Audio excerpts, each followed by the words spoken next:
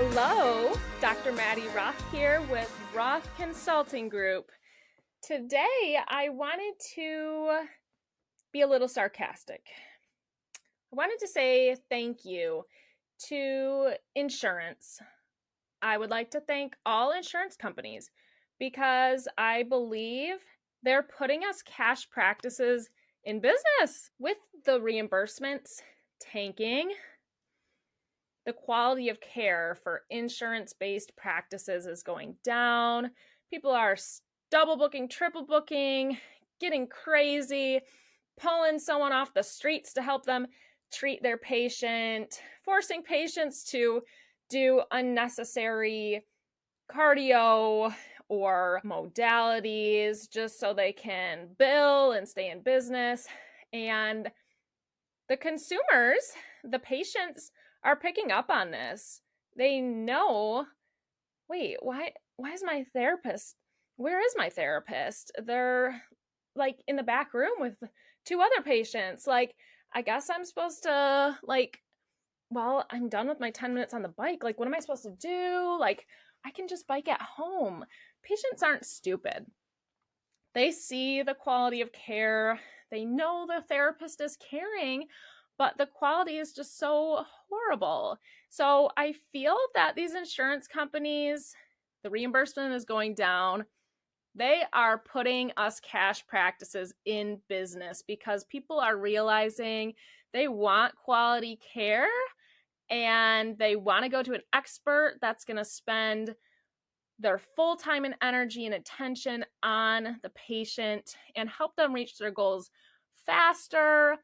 There's not unnecessary additional visits. There's not more visits and there's not less visits. It's exactly what you need. So today I wanted to come on here and thank the insurance companies because they're really putting us in business. As you can see, more and more cash practices are popping up as it gets more normalized. It's going to be easier for us cash practices to obtain patients because it's just going to be the norm. And I see our younger patients are a lot more apt to feel comfortable paying cash. Our young moms that come in the clinic, they're used to it. Most of people's insurances don't cover physical therapy, especially if you have a good insurance, a Blue Cross, or something like that. Therapy is not covered anyway, whether you're going in or out of network. You're still paying out of pocket until you hit a deductible. So might as well go to a practice at a specialty and that you know you're going to get the result because there's proof of concept. I see some states are a little more up on it than others. I'm in one of the states that is not up to date. We're in Michigan, very insurance driven. My Ohio, Indiana friends, I'm sorry, it's tough out there. There's not a lot of cash practices. The word is not out. It's very shocking on the phone when patients hear that you're not taking their insurance. But once you get rolling, you get the reviews, you have the proof of concept, it is smooth sailing. So just hang in there for my people in certain areas of the US that this is still not considered normal. My thought is that a lot of outpatient ortho practices are going to be going out of business, and the main insurance-based clinics are going to be just hospital systems, maybe some of the larger PT, OT companies that are just cranking patients out. Those companies might survive. I feel horrible. I'm just going to say it. My friend might be listening to this podcast, but I haven't told you to your face. You own an insurance practice in our area. You're a sole provider. You're doing your best to provide quality of care. You're killing yourself. It's just really sad because I know it's a grind. It's such a grind for him. He can't hire an admin because he can't afford it. He has to look up all of the benefits for his patients, and then he sends the claims to a company that does the insurance portion for him, but then they take a decent cut of what he's making, and then he gets claims denied. And I talked to him and I said, how much on average do you think you're making per visit off of a patient? And he said, I think the average for insurance clinics, he said he didn't know actually, but he thinks is around 60 or 70 per patient. And I was like, man, that is not enough. I mean, if you have to pay a PT, if you ever want to hire a PT and you have to pay them $50 an hour, there's no money to cover overhead. It doesn't work.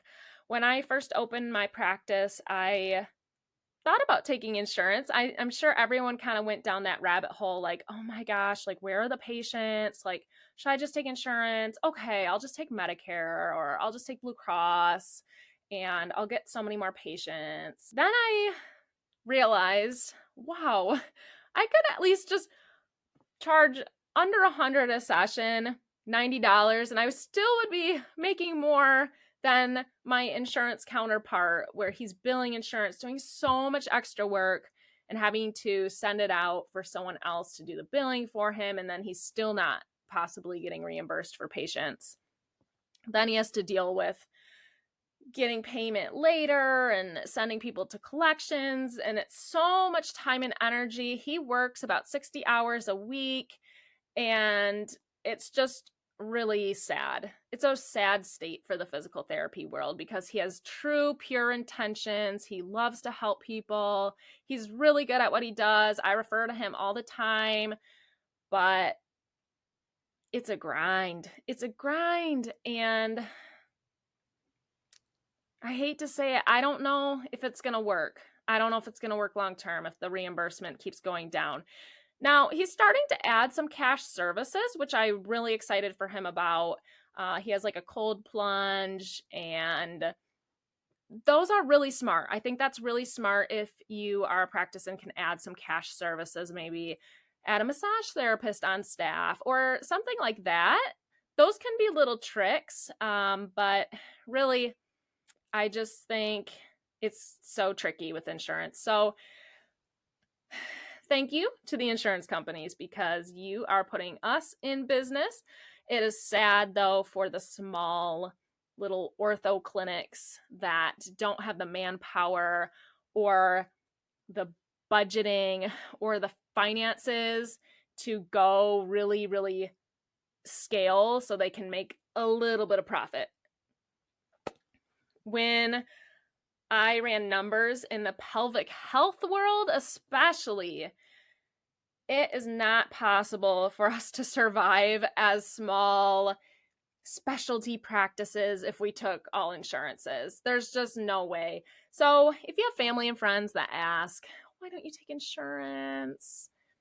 It's annoying, because there's some undertones with that of like judgment. I feel that people are like, why isn't she taking insurance? That's stupid. Like, if she just took insurance, like, her practice would be full. But you'd be going bankrupt too.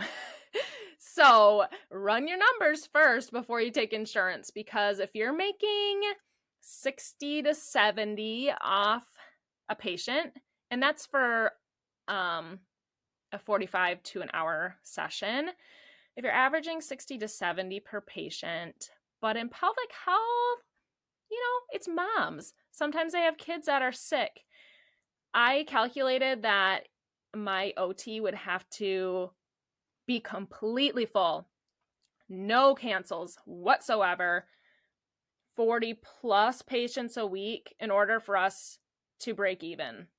And, I'd rather her see 20 patients and for us to have that cushion and for her to chill the other 20 hours. I don't want her to be breaking her back just so we can stay in business. So think about it from your employee standpoint too. And the stress, if there's 2 cancels that week, you're down. You're not making money that week, and it's a lot of pressure. Pelvic health, we can't overlap, we can't double book. For the most part, you can get creative, But if we're really providing that quality of care, if we're doing that, I think everyone knows that just does not work well for public health. So stay the course. Let the insurance drive us into business, and don't fall down the insurance trap. I know you will regret it if you do. Run your numbers first. How much is it going to cost? How much are you going to take on or earn per session? And does it truly make sense? Or would you be better off, I don't know, lower pricing or higher pricing and just less volume, and letting your therapist have a little breather and less stress? So that's my little insurance spiel. I'm sure you guys all know all of this, but it's kind of one of those like rah-rah, like, yeah. I think all the pelvic health cash providers can get on the same page and say, we're doing it. We're doing the right thing. We are leading the field in helping increase what PTs and OTs are making in general, because we can pay them what they're worth. And we're also leading the field in improving the skill level of our care, because we can go all out and we can have specialty trainings and dry needling and all the great things that patients want, because we have time to work with these patients and actually specialize in different things and really help them get better. So I hope you liked this little rant. If you have anything to add to it, please let me know, and I can do more podcasts on this topic if you'd like. My Instagram handle is dr.maddy_Roth. If you want to chat business, if you want to tell me about your business, I love to chat biz. My husband and my whole family is like, no, stop talking about the biz. So if you want to talk to me about the biz, it'll save my family, and love to learn more about what you're doing and learn from you. And I can share my ideas as well. Let's do this thing.